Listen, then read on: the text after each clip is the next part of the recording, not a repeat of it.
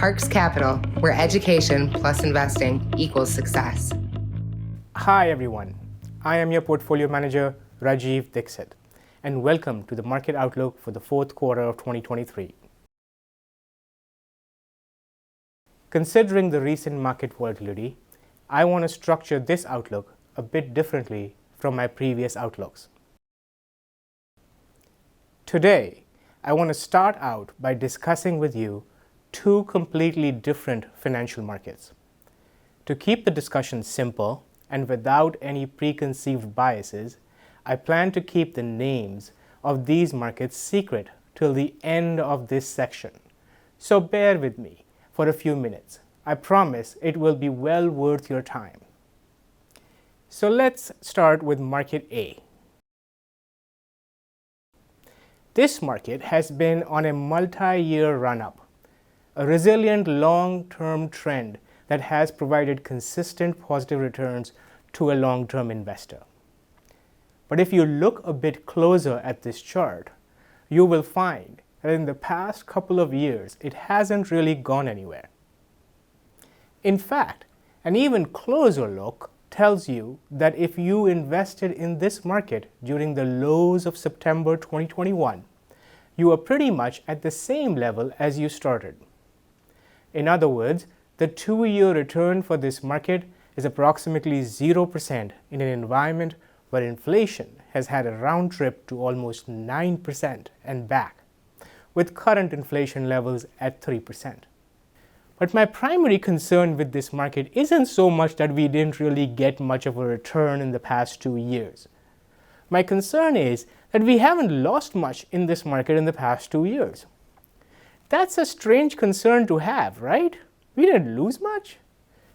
Well, my point is that if the economic environment in the country and globally was to become much worse, as some market participants predict, this is the place where there is most room for downside. So, in other words, the probability of losing more is higher here than in other markets. In summary, you have just reviewed a market that has had a long-standing record of positive returns, but looks weak in the near term, with its only fault being it's not really down that much. Keep that in mind. Now, let's look at market B. Market B is a completely different story altogether. God help those that decided to invest heavily in market B in September of 2021. If you invested in market B 2 years ago, you are down approximately 42%. Wow, that is not a story to write home about. In all fairness, market B also provides some dividend yield of about 2% over the past 2 years. The yield changes often, so the 2% number is just an estimation. In any case, if you lost 42% in a market in 2 years, dividend yield is the last thing you're concerned about. What is also worth noting about market B is that it is trading at the same level as March of 2009. For reference, March of 2009 is the bottom in the Great Recession of 2008-2009 era. So, in other words, market B is pricing in an economic environment as bad as 2008 Great Recession. Oh, I forgot to tell you that both markets, A and B, are in the same economy, which simply means that they are exposed to the same economic environment, the same Federal Reserve, the same inflation data.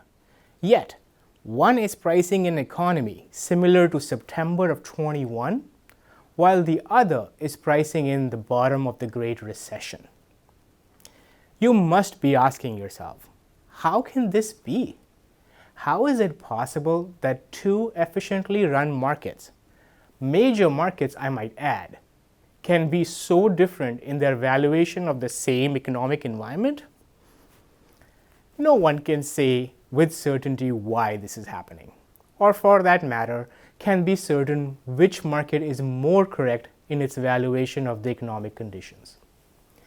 What I do know is that the probability of the economic conditions becoming worse than September of 2021 is much higher than the probability of economic conditions becoming worse than March of 2009. I guess it is time to now tell you that market A is the S&P 500 index, ETF SPY, and market B is the US long-term Treasury bond index, ETF TLT. Both the equity and the bond markets have had a roller coaster ride in the last quarter. While the equity markets rose significantly in the month of July, as we had predicted in our last outlook, the month of August and September saw significant corrections in the equities and the bond markets, leading to the following quarterly returns. The S&P 500 Total Return Index, comprised of 500 large cap companies, was down 3.27%. The Barclays Aggregate Bond Index was down 3.23%. The Small Cap Growth Index, Russell 2000, was down 7.32%.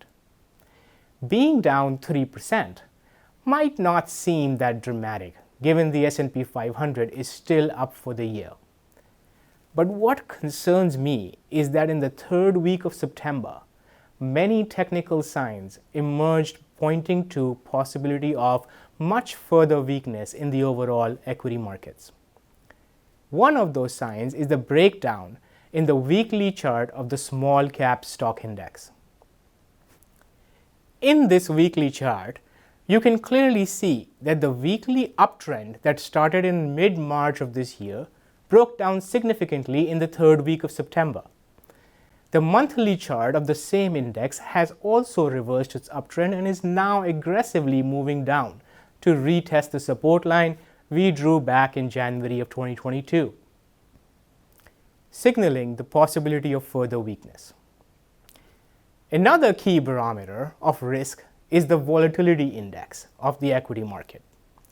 In this monthly chart of the volatility index, you also see that the previous downtrend has been broken in September, and the volatility is beginning to trend upwards, signaling more volatility to come. The above mentioned red flags, along with many other telling signs, show that the probability of lower prices in equities is possible. As the primary goal of our active management investment strategy is to lose less than the market, we started to reduce our exposure to equities and move towards cash starting in mid-September. While we have reduced our exposure to equities wherever warranted and continue to do so as market deteriorates, we have chosen not to do the same with our bond exposure. This is primarily because of the explanation I discussed in the previous section of the Tale of Two Markets. Our view is that even though there is pain in the bond market right now, the probability of extensive downside in the long run is much lower for bonds than it is for equities. In fact, we believe that the bond market could be presenting us with an investment opportunity of a lifetime that should be capitalized for long-term success. By no means does that mean that the pain in the bond market is over. It is not. This market is currently as volatile as the equity market, if not more at times. But as long-term investors, we must learn to look past the near-term pain and focus on the probability of long-term success. Additionally, the bond market can also provide us with a healthy dividend yield that helps us buffer our losses and help with the cash flow, even when the bond markets are going through a correction. The last point I would like to make regarding our market outlook is that not all is bad in the equity market. Some parts of the equity market have the potential to provide enormous growth opportunities to the long-term investor. Sectors like artificial intelligence, technology, electric vehicle, even some large cap mega names have potential to grow. Over the past couple years, we have been building a portfolio of such companies along with the exposure to the general market. Our plan is to preserve that portfolio as much as we can in this potential downturn. Thus, the selling you will see or have seen in your portfolio will come from the overall exposure to equity funds and not from individual names in general. We believe this correction will provide us with additional opportunities to add more exposure to such companies that will help us achieve our financial goals. Our forward-looking strategy is simple. Since the third week of September, we have transitioned into a defensive mode. We have raised cash wherever warranted and continue to implement our risk mitigation strategies as the market condition deteriorates. In the meantime, we plan to park our excess cash position in a short-term bond fund ETF that yields a healthy dividend yield and comes with very little volatility. Rest assured, we are actively monitoring these turbulent markets and looking for signs of further weakness and pockets of opportunity. I know we are all tired of the back and forth within the markets over the past 2 years, but as long-term investors, we also know that we get rewarded for our patience through turbulent times. In such times, we need to focus on our long-term goals, staying safe, staying disciplined with the investment strategy that helps us achieve financial success. Most of us have gone through these market turbulences together before and have emerged successful on the other side. And having seen this before, we know that immense opportunity comes out of market corrections. I want you to remember that. As always, I am here to answer your questions or address your concerns. Please don't hesitate to reach out directly to me. I want to remind you again, the purpose of this update is not to predict the future. No one can do that. The purpose of this update is to inform you of what we are seeing and how we are preparing for it. Of course, if things were to change between now and the next update in 3 months, we would be reporting about those changes and how we adapted to them in the next update or during our next conversation. We cannot close this piece without highlighting one obvious fact. The above views of the market and the narration of events is a general view. You know that every portfolio in Parx Capital is managed based on who you are. Thus, they all look a bit different based on your risk tolerance and your individual goals. Please keep that in mind. We're looking forward to talking with each of you in your quarterly meetings. Remember, education plus investing equals success. Parx Capital, where education plus investing equals success. Here at Parx Capital, we strongly believe that a successful investor is an educated investor. For this purpose, we've created our own YouTube channel. Education plus investing equals success.